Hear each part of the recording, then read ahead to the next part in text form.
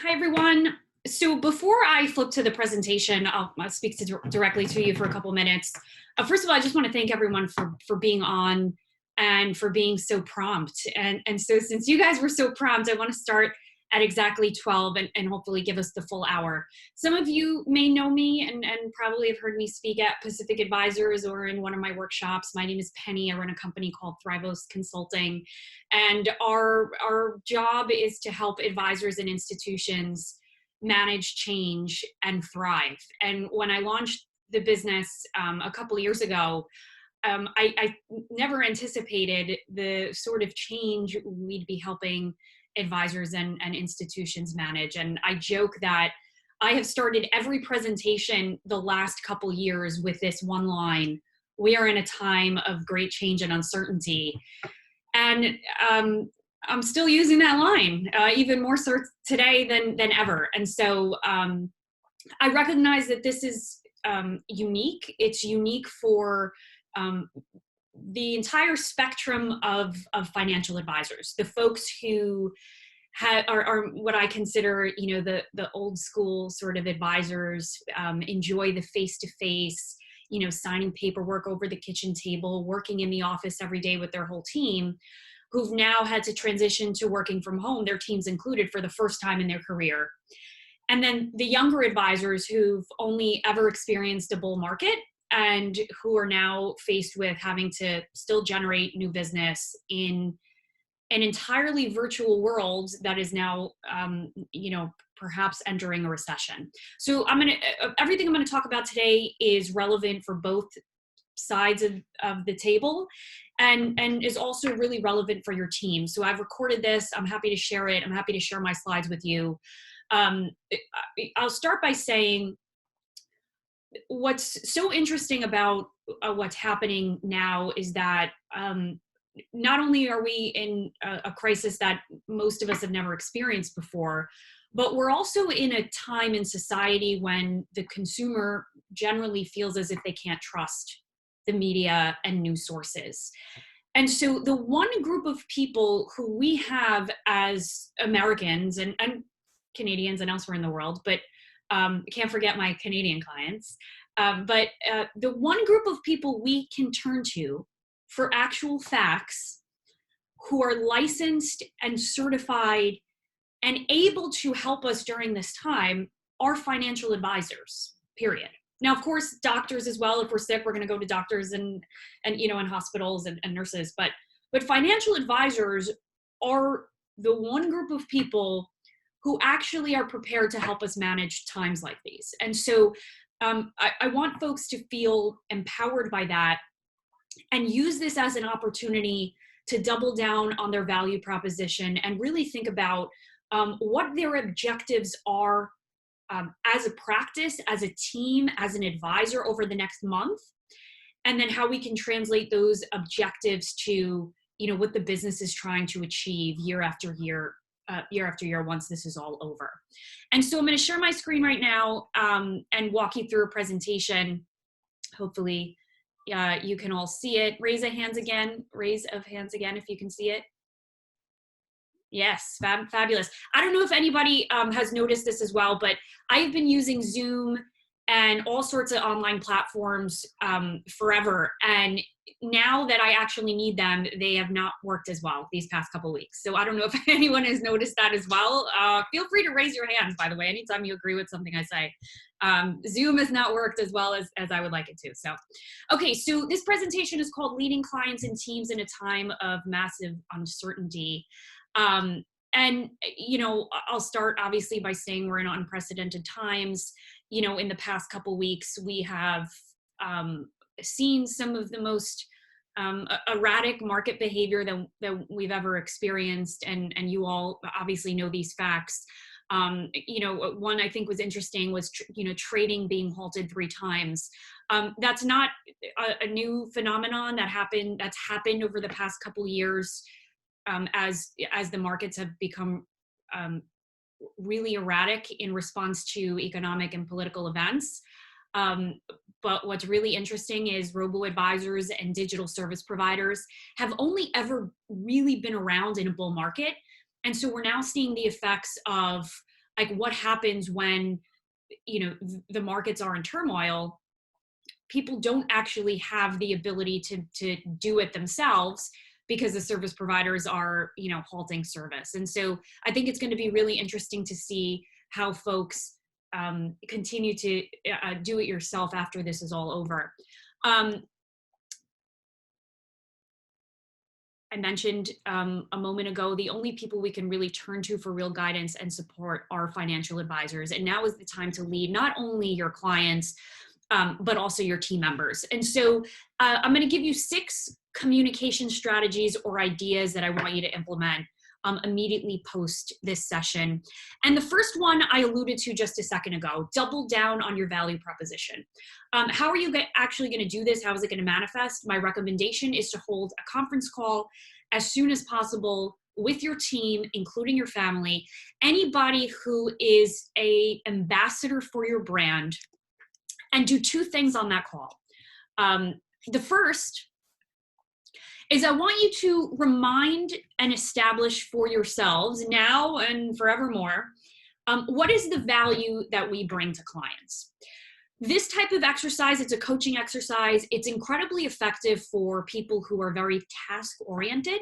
So what tends to happen, and it happens in our day-to-day, you know, practices, our team members get very focused on the tasks that they have to complete in a given day. They become very tactical, and they sort of lose the ability to think strategically and see the bigger picture. If anyone agrees with any of these statements, feel free to raise your hand. Sometimes that happens to us too as advisors. We become very task-oriented, and we lose sight of what the practice is really trying to achieve on an overarching level. So polling the team and your spouse, what exactly is the value that we bring? Obviously, you help people make powerful financial decisions, but one of your primary responsibilities is to help others sort through information and gain clarity. You help people filter noise. You serve as a voice of reason. You find opportunities during a time of chaos. By the way, these statements are going to become important down the line in the presentation, but taking the time with your team, 10 minutes, listing out what exactly are the pillars of our value proposition. I've had a lot of folks, you know, talk about value proposition exercises, and I tend to be critical of them because they're so worn out in our industry. If there was ever a time to do a value proposition exercise, it's right now. And so once we've reminded ourselves and coalesced around this idea of what is it that we actually promise to deliver, now it's time to plan out with the team, how are we actually going to manifest this? And there's my little compliance notes for anyone who's at the home office watching. Now that we've established our value proposition points, how are we actually going to show that value now more than ever? A couple of ideas. Number one, and I'll go through these in details with examples in a bit, the entire team should be using social platforms to promote a cohesive message right now.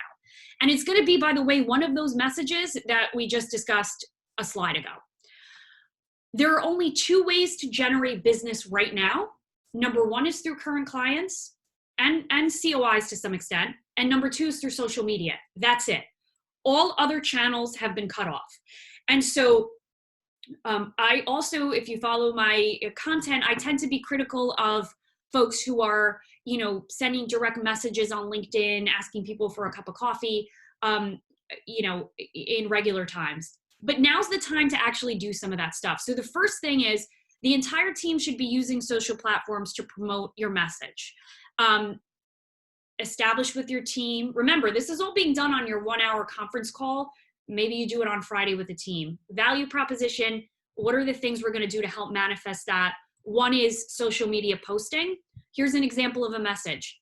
Who are the clients that you serve? Let's say you serve Gen X dentists, a group that's being hit particularly hard by this crisis. A lot of young folks still paying off debt, you know, completely out of work. You're coming to an agreement with your team. Here's our message. We serve Gen X dentists. Gen X dentists face complex challenges, not only because they're Gen Xers, but because of the nature of their work. Let's let them know it's our job to serve them and provide resources to help them manage all their pain points. There's the value proposition language. Quick post on social media. Of course, you got to get it compliance approved, but we serve dentists and physicians in this area. If you're in any one of these situations, feel free to reach out to us. We are here to help.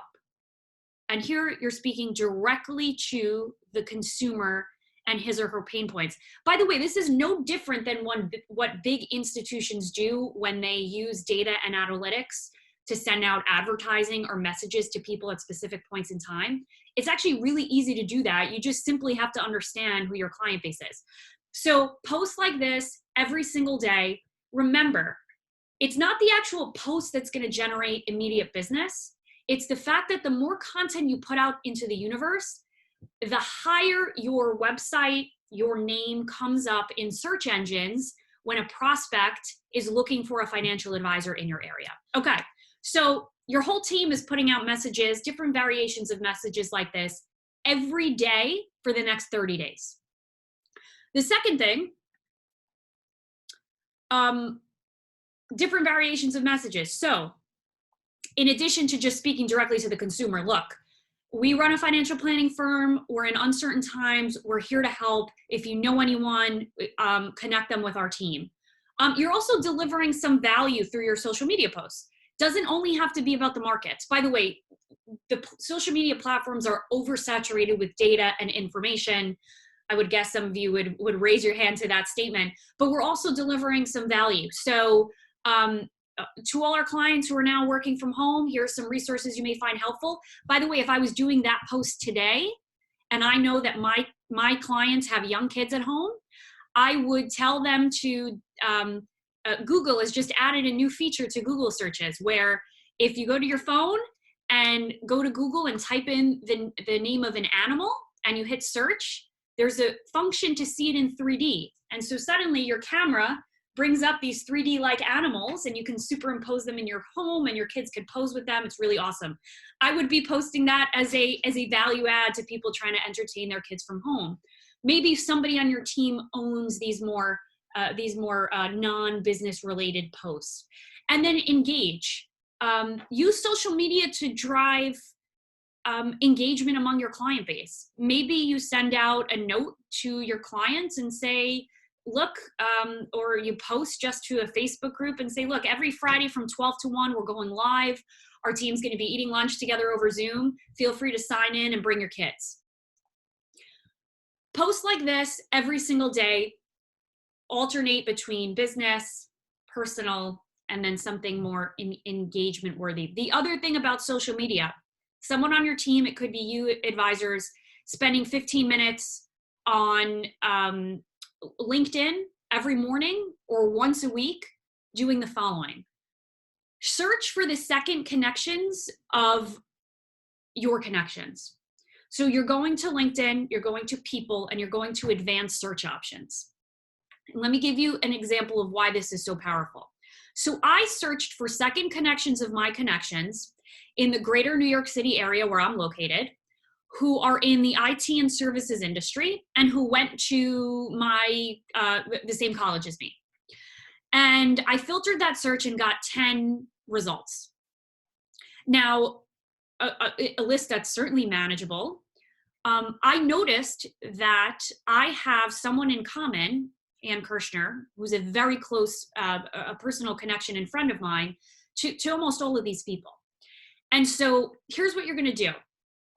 You're going to do that search, background and career industry that's aligned with your client base. Schools is always a good one to use, but maybe it's something else. And you're writing a letter to an email or a direct message or a text. Texting is the most efficient way to reach the consumer, especially if they're a Gen Y, Gen X, or young baby boomer consumer. Hi, Ann. My team and I run a financial planning firm. My team and I are offering free of charge reviews and stress tests on portfolios. By the way, stress test simply means you're using, your tools and living balance sheet to show people their financial picture. We're doing that for all of our clients, friends, and connections. I see you're connected to so-and-so. Please extend this offer if you wouldn't mind connecting us via email. Now, then you're writing directly to the second connection. Maruf, you and I have a mutual connection. I don't know if you know this. I run a financial planning firm. I serve entrepreneurs in the IT space. There's no obligation. We simply want to help the community that we have grown to know and love. By the way, really effective, and I don't know if you could do this, but if you record quick videos, I use a service called BombB, B-O-M-B. If anyone's follows my Wednesday Wisdoms, that's how I record my videos. Quick video, you can immediately send it and give this same message. If there was ever a time where prospecting on LinkedIn was going to be effective, it's now. The reason it doesn't work during any other time is because the industry is oversaturated with advisors who now are doing that. And so it feels canned, it feels generic. I'm getting a question. Let's see. Great. Tom Cassidy just asked, what level do you have to be on LinkedIn to search connections of connections? Free. I have the free level of LinkedIn. I don't pay for anything. Really easy to run a search. You don't need to pay for advanced premium. I think personally that's a gimmick, but anyway, so free. Okay, next, moving on. So we're using social media. And again, I want you to use the examples I give as your task lists. Somebody's posting the business-oriented stuff, speaking directly to the consumer. And for some of you who it's only you, split it up, Tuesdays, Wednesdays, Thursdays, Fridays, a different social media activity. Okay, next. Team should be on a call and text campaign, checking in compliance approval. Andrea, great question. The question that came in was, does this need to go through compliance? I'm going to skip that question and speak directly to you, Andrea, afterwards. I don't know what to say. Ask for forgiveness, not approval. If you are sending directly to one person, I believe you don't have to get compliance approval. If you are posting something that's going to go out to the masses, you do. By the way, I would recommend preparing the week before and posting for the following week. Unless you're giving very specific, timely market information, all of this stuff can wait a couple days before posting. Okay. Team should be on a call or text campaign. Now, theoretically, advisors know and teams know that they have to be ultra communicating with clients. And I hear a lot of consultants say, communicate. What happens sometimes is we don't actually know how to translate that into systematized activity and behavior. And so an advisor will spend the whole day calling 170 clients and then feel totally overwhelmed and then not do anything else for the rest of the week in relation to that. And so I want you to think of any initiative or activity you're being given right now. I want you to think about how to systematize it. Pretend like the business is 10 times the size. If the business was 10x the size, all of the practices that you do now and processes that you implement would have to work at the 10x, right? That's how we know you're really building a sustainable practice. So calling 170 clients in a day, just you, Mr. or Ms. Advisor, is not going to work. So here's what I would recommend. Split it out among your team.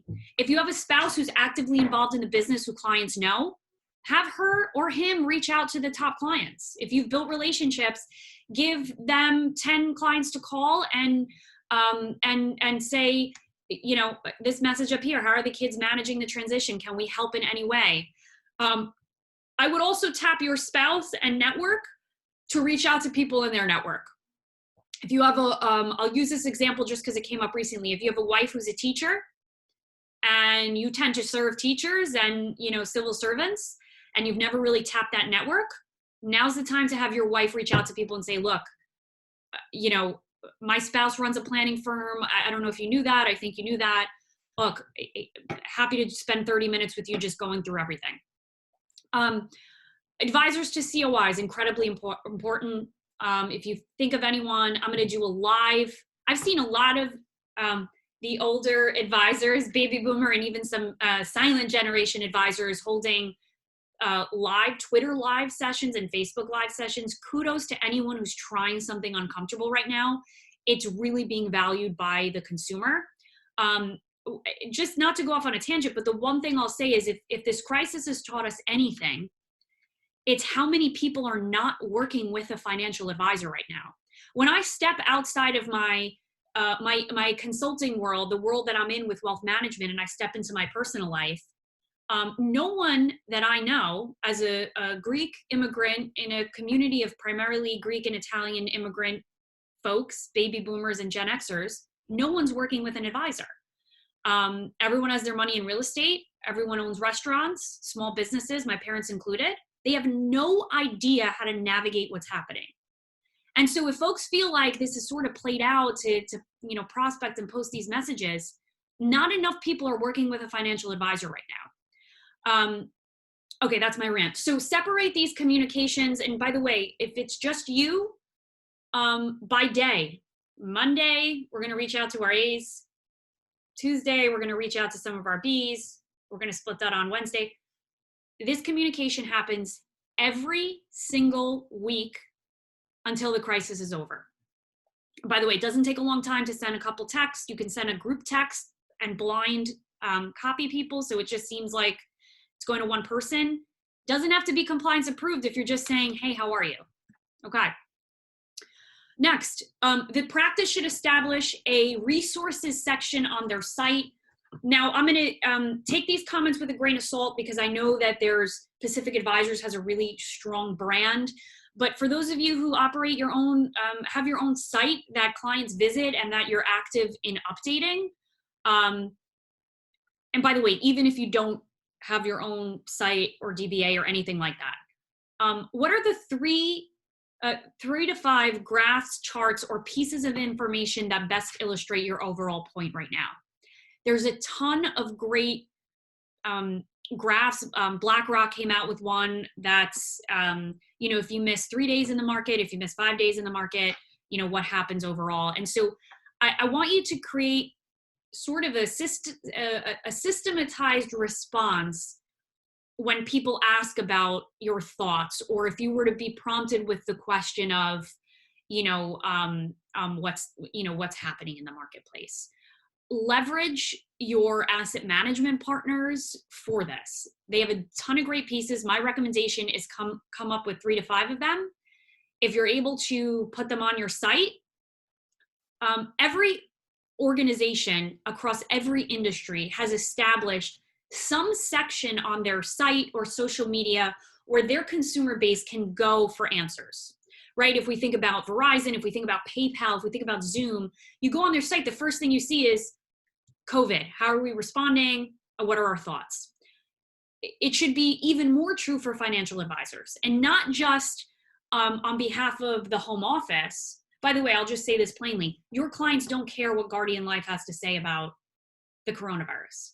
Your clients have built relationships with you, and they look at you now as a thought leader. And so stick to 3 to 5 graphs or charts or pieces of information that you really like, and repeat that over and over. And if you can build some resource center, do that. By the way, even if it's on a Facebook group and you can get it approved. Okay.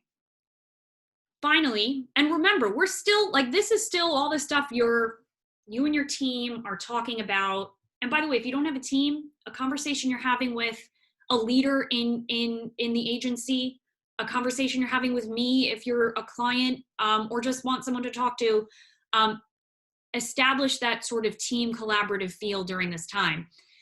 So team is using social media, cohesive platform, promoting a cohesive message rather, call and text campaign, resources section. Finally, top clients should receive the service they have been promised. We segment gold level, platinum, A+. We attach these fancy service models to them. And then when things get really crazy, we give everybody the same service and just sort of, panic. And so I'm going to get back to this one in a second. But now's the time to actually deliver the concierge service that you're promising to clients and that hopefully they're paying for. Okay, so you and your team have now established that this is your value proposition, and this is our guide for how to show that value over the next 30 days and hopefully forever. Okay, so that's my first communication strategy. That call with your team, we're reviewing all of that information. And by the way, you can use the slides, after when you have that session. Communication strategy 2, an open letter or bulletin by the end of the week. Post it on your site. If you can't post it on your site, I would send it out as a mass communication, of course, get it compliance approved, to all of your clients and prospects and COIs. The communication should take this order. I've seen a lot of people, by the way, take whatever their home office sent them, and it's this like really long. People's attention span, by the way, now is like 3 seconds. And so when people get that message from you, copy and pasted, they're reading like first line, their eyes immediately go down to 3/4 the page, and then they're done. And so whatever's in those spots, like that's sort of the most critical. Also, people prefer bullet points, especially when they're reading. You may choose to have 2 versions of this if you've been really fancy with your segmentation. And by the way, I'm going to give you a lot of ideas today, as I've been doing. I want you to give yourself permission to allow any ideas that don't work for you to slip out of your brain. Forget them. But if something does stick with you, write it down and make sure to mark it when you get the slides. But if you've been really fancy with your segmentation and you know which clients, or like which of your top clients are analytics, maybe you can send something out that's a little bit longer, but for most people, it's just bullet points. 4-step communication. Number 1, in a time of crisis, in any time, when we're delivering a message as a service provider, we first and foremost want to reiterate our position as thought leader and our value proposition. So any communication that goes out about coronavirus has to start with a reminder to your clients and prospects about your philosophy on wealth management, and I'll talk about that. Secondly, here's what we know is happening right now. Remember, the consumer, we're in a time in society where people don't trust the media, they don't trust one another. We're a very divided nation in that sense right now. And so the one person, in my opinion, that can establish themselves as sort of this objective thinker is the advisor that we have in our life, whether it's a financial advisor, accountant, whomever. And so here's what we know what's happening right now. List out the things without any salacious headlines about what we know is happening. Here are the things we don't know yet. Even more important, for somebody to acknowledge to clients that, look, we don't know what's happening. By the way, this is the time to acknowledge to clients, there is no money manager, no institutional money manager in the world who could have predicted some of what's been happening. 3 million people applied for unemployment last week. And on that date, the market was up 300 points. So there's nobody who can actually predict what's happening with any sort of certainty. And that's something we do know. Something we don't know is, whether this has reached its peak. We don't know really what's going to happen over the next couple months, et cetera. So here's what we don't know yet. And then finally, here's what we're proactively doing to support our clients. Remember, people are going to look at the first thing, and then people are going to drop down to right about the top of that 4th thing. And so here's an example. I don't go through the entire thing because what we don't know, what we do know has changed on a week-to-week basis. But reminder of our philosophy. If you haven't taken the time to establish an investment philosophy or wealth management philosophy, here's the time to list it out. We're planning focused. All of our clients' plans are benchmarked to their unique goals. We take a risk protection first approach to planning, yada, yada, yada. We take into account all of our clients' assets and perspectives, et cetera. A reminder, by the way, this should be on your site. This should be sort of front lines as it relates to your brand. Here's a reminder of our philosophy. And then that 4th thing, here's what we're doing. Here's where you're listing out the actual things that you're doing. Now, some of this may have to change. You may want to keep it a little bit more generic. Do I got a question? Let me see. I don't know. Compliance approval, was that the question? Andrea Schaefer? It blanked. Okay, we'll get back to that. So some of this may have to change, but like here's really specific examples of what's actually being done by an advisory firm in response to the crisis. And so you may want to come up with one that's, um, can we get a copy of the slides after? Yes, yes, yes, yes. I will send those out. Somebody asked, BombBomb is awesome, but good luck with compliance. Yes, I agree.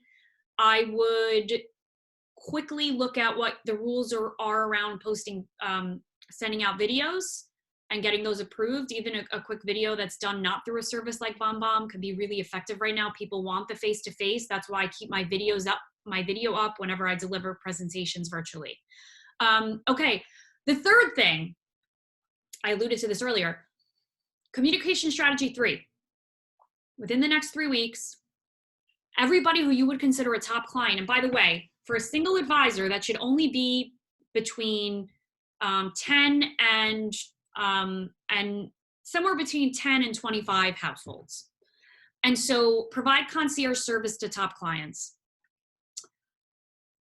Here's my recommendation.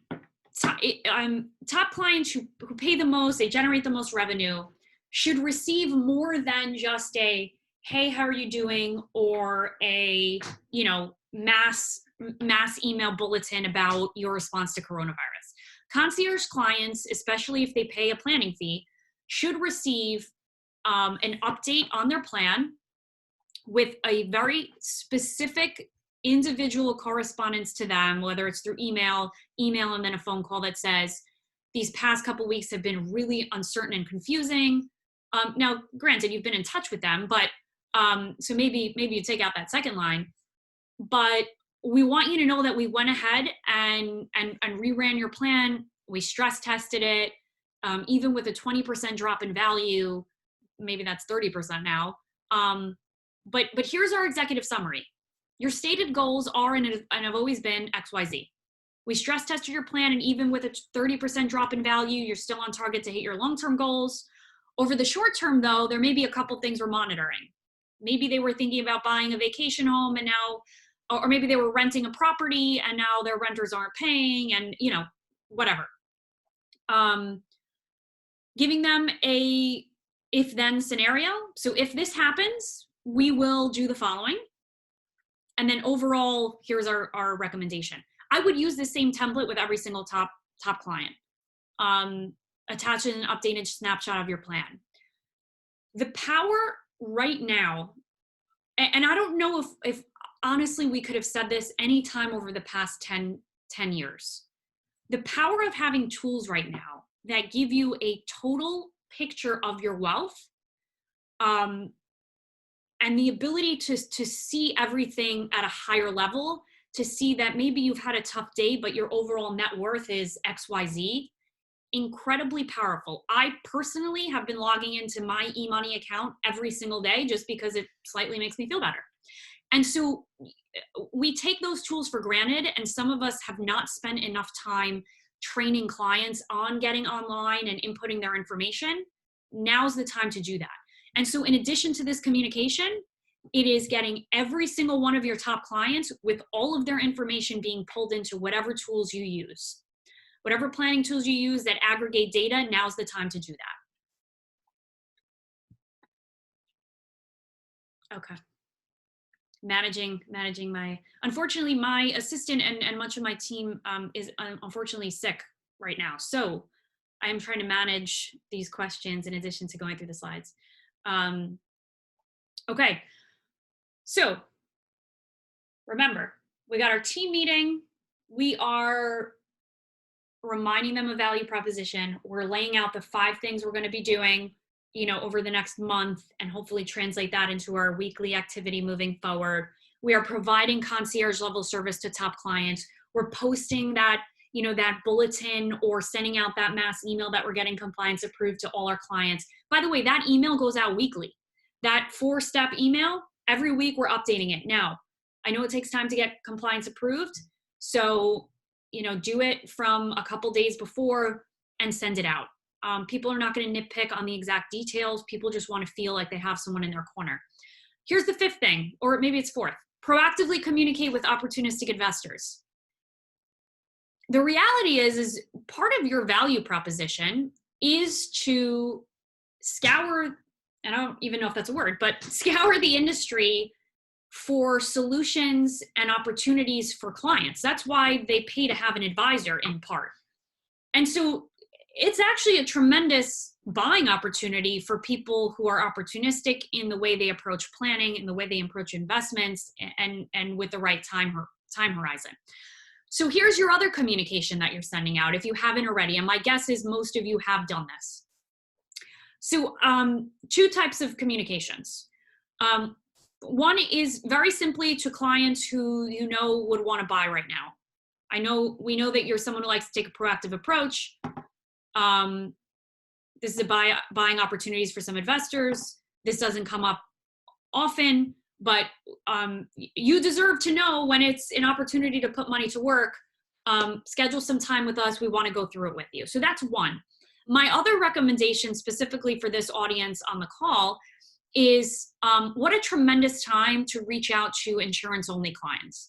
If you have an associate on your team who is just doing insurance, is an insurance advisor on your team, or if you yourself have a book of business that has a good chunk that's insurance only, if they have assets, those assets are being managed somewhere. They're either being managed in a robo, they're being managed by a broker at Merrill Lynch, or they're being managed in some sort of, retirement account. I will speak, and this is recorded, but I will say, because it's just us here, this is the time where we're really going to see who sold somebody something and who's an actual advisor. Most of the folks who are using this method effectively of reaching out to insurance clients and saying, look, I know we engage with you in this way, but we're a planning firm by trade, and we do a ton of investment management work. And we feel it's our responsibility to say, look, if you want a second opinion, if you want to stress test on your portfolio, we're happy to do that free of charge, no obligations, just as a value add to you. The folks who are having success with that method right now are finding, and I've shared this before, the wirehouse advisors who've taken on affluent accounts, so people under 500,000 in assets, have over-allocated, and I'm generalizing here, but they've over-allocated them to equities. So they've taken on more risk than they needed to achieve their goals. And now is when they're getting really hit hard. They're also still charging clients 2%. So taking a look at a client's statements has always been powerful, now more than ever in a down market. So a campaign for, and by the way, you have resources at your firm, which is the value of being part of a BD during a time like this, to say, hey, like, get somebody, partner up with other advisors, speak to the agency about being able to support these clients, even if you maybe don't have the expertise in investments. Okay, those are opportunistic in clients. I'm going to shift gears a little bit. So we've now covered, like, we're sending out the thought leadership stuff. We're also using social media to speak directly to the prospect consumer, to engage our current clients with some helpful resources, to maybe even engage people and their families in, live virtual sessions via Zoom. We're speaking to our concierge clients.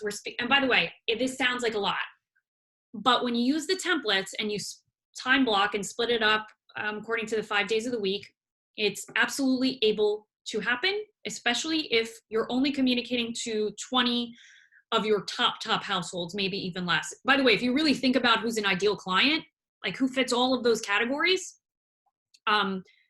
you'll probably find that you have less clients than you originally segmented as A. Okay, so now we have the team to worry about. Show of hands, how many folks have at least one person who they work with, even if it's on a part-time basis? Okay, good. Wow, okay, excellent. Incredible time to lead the team. Oh, hey, Lisa. Incredible time to lead the team and set the standards for how the firm is going to run moving forward. My recommendation, I know some folks are doing everyday Zoom meetings. By the way, the benefit of working from home is you can do an awesome webinar with advisors and wear slippers.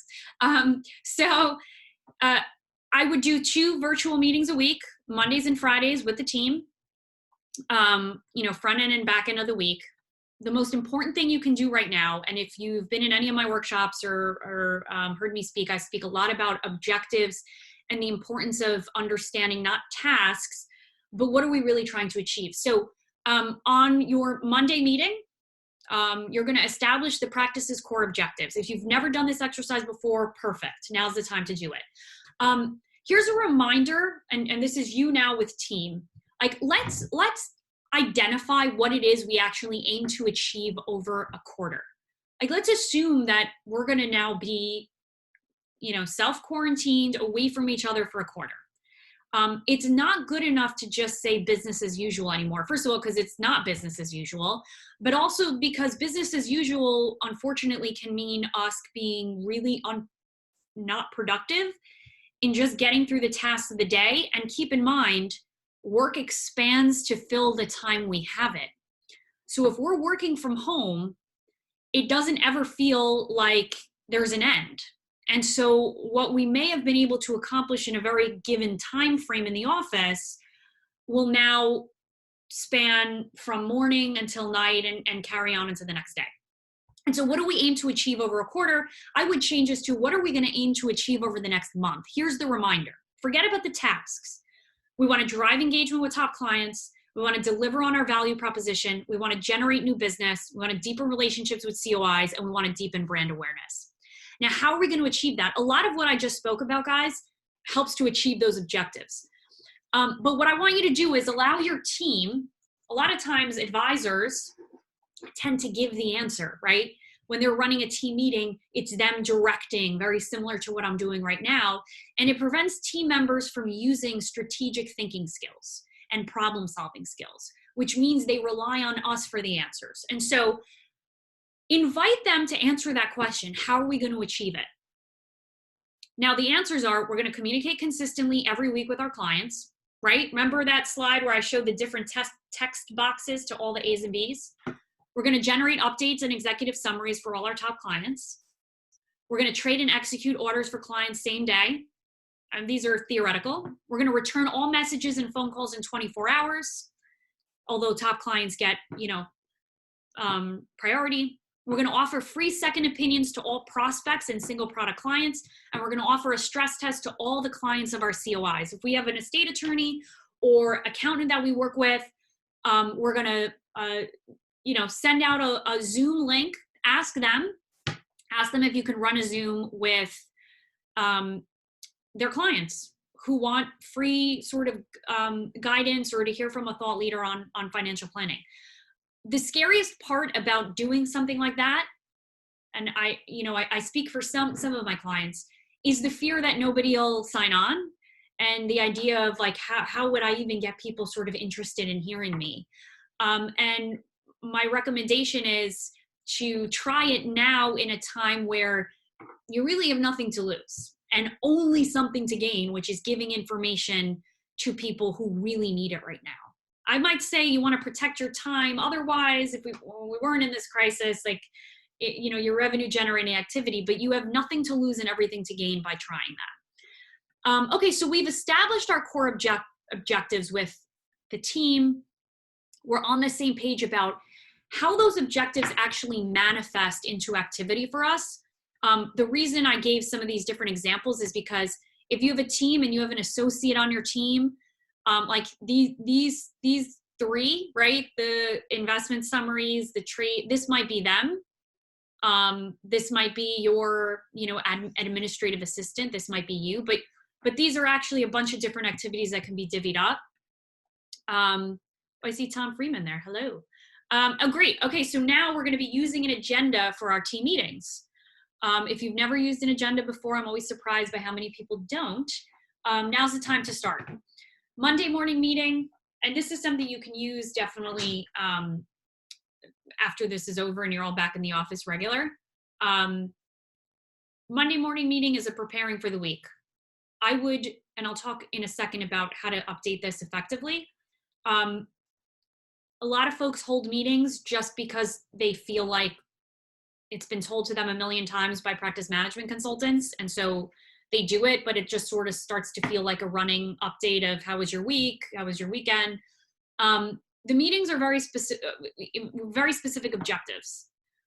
Client service issues in a list, we're going through them. Pipeline and open case review, what do you need from the team in order to move this powerfully forward? And then identify anything that's pressing in the week. If this doesn't take an hour, perfect, be done with it in 30 minutes. But we have to get through each of these critical action areas before we begin our week. And so that's your agenda for the week. The one way to really work efficiently, and I've heard surprisingly from many folks that this has been going really well for them, which I'm really happy about. There's 3 things that are needed. The first is, and you may have your own version of this at Pacific Advisors and Guardian, a shared document. And again, CRMs can sometimes be overwhelming. I like having an agenda that's in a shared document that all people in the team share, and we update real time and then pull it for the Monday meeting or whenever. Cloud-based instant communication, if you're on Mac, which most advisors are not, you can use the instant messaging, but Slack is an incredible does anybody use Slack, by the way? I don't know if I think you can. Yeah, okay, cool, Carol. Slack is awesome. Any sort of instant communication. By the way, this instant communication should prevent the need for sending an email and then waiting for somebody to respond. We want to be really intentional about how we're using different communication methods to communicate.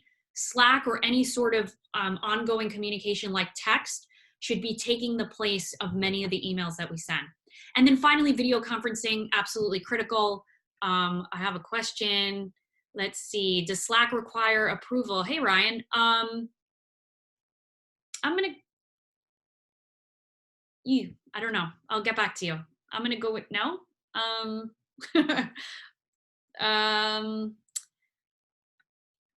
Maybe someone's answering this for me in the questions. Let's see. I'm going to go with no, but I don't know. So I'll check and I'll send out an email to everybody who is on here. Keep in mind, Slack is just it takes the place of texting. So there's no client information in there. I know quite a few folks at Insurance BDs who use it, but I will double check for you.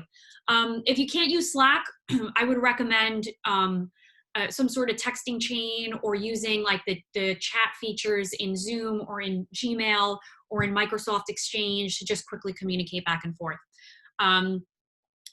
Okay, almost at the end here. So here's my last sort of communication strategy. And remember, there's certain things that we're doing at certain times. We're sending very specific communications out on a weekly basis. We're posting very specific messages on social media. And I'll say this, and you guys have probably heard me say this before. The firm and institution and advisor who understands the client best at every point along the client journey is the one who will win the business, period.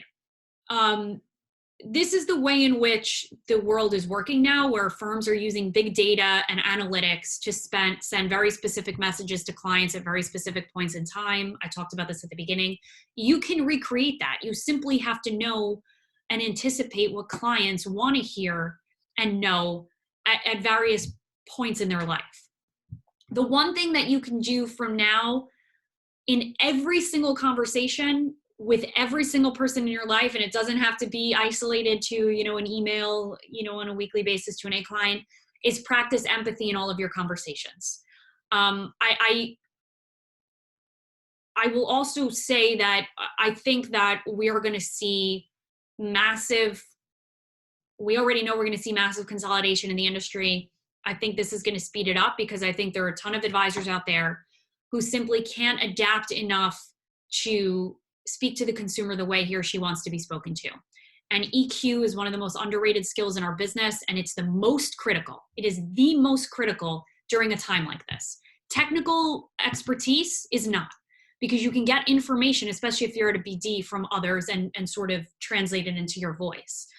It's the most critical piece of this. Let me just check our Q's and A's.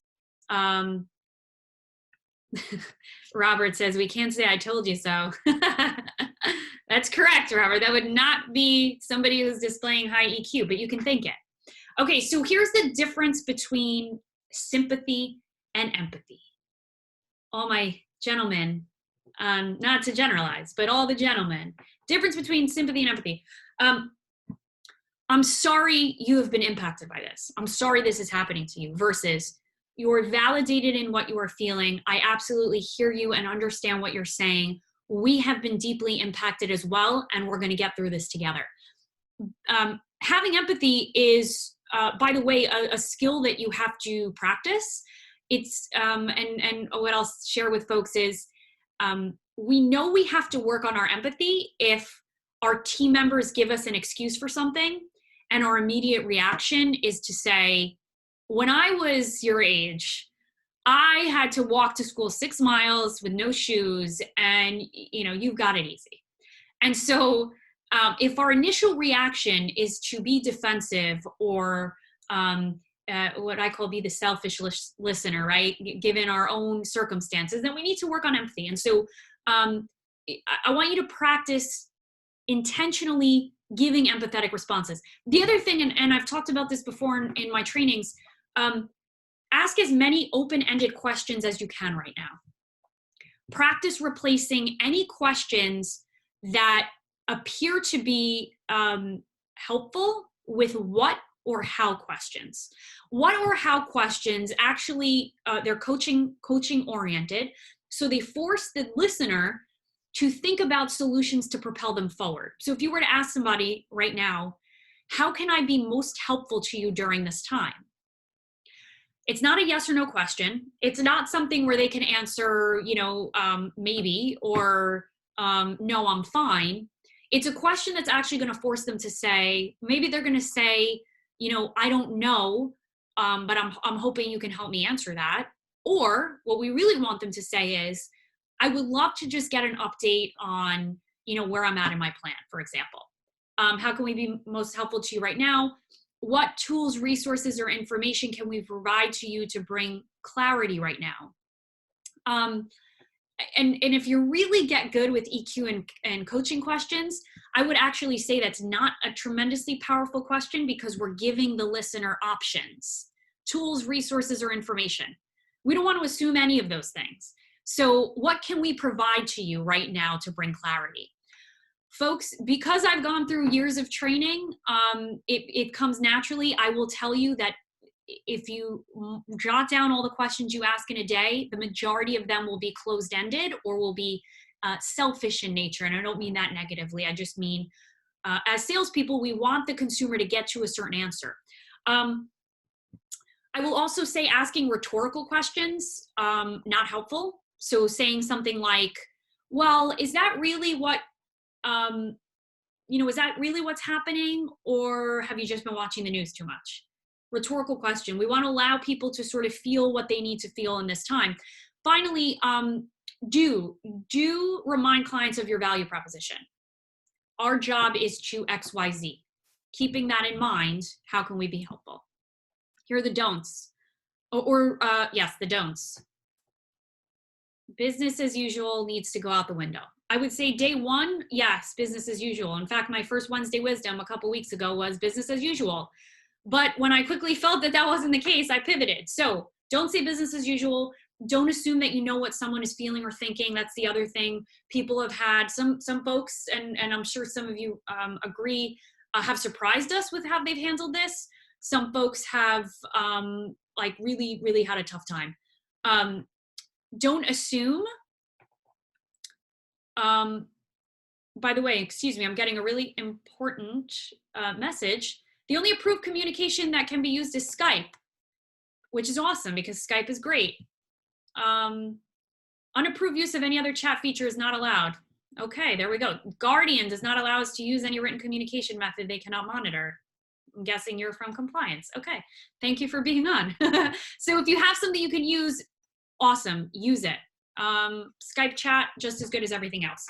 Don't assume that you know what someone is thinking or feeling. Don't underestimate the power of checking in. We've talked about that.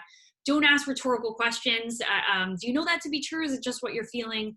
And then don't be a selfish listener. So I talk about the different types of listening. Advisors tend to be aggressive listeners, right? They want to get somebody to the goal. They tend to be defensive listeners. They're always listening for somebody to say, why am I paying that fee? Or, when clients aren't actually thinking that. And then they tend to be selfish listeners. We've been through this a million times over the course of the last 30 years, or realistically, we've been through this a handful of times. The average consumer right now who's lost their business and have a family member who's sick, in a matter of a week, don't care about what happened to your clients, 30 years ago. And so be mindful of that. The last thing I'll say is this relates to team members as well. So do empathize with how difficult this is. I've had to do this myself. I'll share something personal. My father owns a small mom and pop store, a music business, music school and music store in Queens, New York. My father has never used a cell phone. He's never used a laptop. His entire business has been run on paper and pencil and in his mind. All of our customers' information is written on a notepad. And so practicing empathy to actually show him how to open Gmail, I needed to use every skill set I've ever been taught in the past 12 years. So I'm sorry this sucks. I get with it, versus this must feel so incredibly overwhelming. Take the time you need to adjust. We're in this together. Sympathy versus empathy. Open-ended questions. What do you need to get up and running this week? How can I be helpful to you? By the way, if you were to ask somebody, would it be helpful for you to spend some time shadowing me? That's a yes or no question, closed-ended. Allow them to give the response. By the way, the first couple times you do this, they may not know how to respond. That's because you likely have always given them the answers. By the way, this goes for kids as well. This goes for anyone in your life that you have ongoing conversations with. Do remind the team member of your value proposition. Remind them how critical they are to the practice. Remind them of the job and of the powerful job they do and their objectives. The last thing, do not, business as usual. Same things as with clients. Same exact things. Is it really that difficult to sign into the webinar? Questions I wanted to ask to many of people. But allowing people to own, by the way, we are going to see now the fact that when your back is against the wall and you have no other options, human beings adapt and they learn. And because we tend to want to take on all of the responsibility as advisors,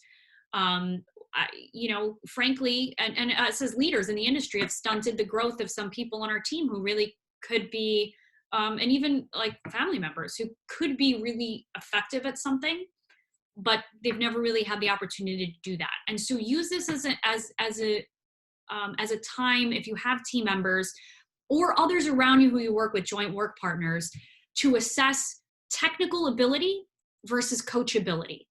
So coachability is their ability to take feedback and to learn and to adapt. Technical ability is just like having the smarts to do something. I'd much rather have somebody with low technical ability who's highly coachable. Okay, this was really fun for me to get to interact with you all. I hope it was for you as well. I hope that this was helpful to you. I am happy to share all of this with you. I've recorded this. Visit my website. Feel free to reach out to me or follow me on Twitter. I have a Wednesday Wisdom series where I send out quick videos like this, but less than 10 minutes every week on a different practice management topic. I'm here for you guys. Pacific Advisors has been a great friend of Thrivos and a fantastic client. And this is our job, is to support advisors. So anything we could do, we'll actually be offering, it's coming out tomorrow, some complimentary coaching, personal coaching sessions with an incredible master coach that I have on my team, to the first, I think it's 5 people who sign up. So if you're interested, please take advantage. All right, folks, stay healthy and safe, and we'll get through this. Feel free to reach out if I can be of help in any other way. Thanks, everybody.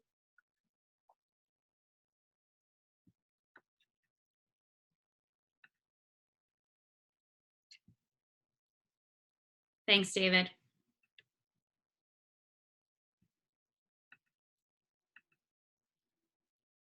Thanks, Travis.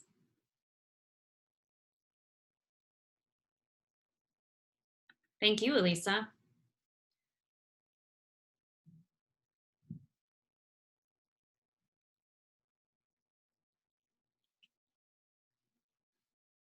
Thanks, Beth. You're welcome. Oh, Tom, thank you. Oh, good. I'm so happy, Catherine. Justin. You'd have to hire the whole Thrivos team. There's 5 of us, so. I think we had Travis about. I think I saw like 70 something people, so that was really awesome to see. Yeah, it was awesome. Thank you for promoting this. I hope it was helpful to folks. It's nice to be together, even for me, here quarantined. So it's nice to feel like I had folks talking to me. I appreciate you guys too.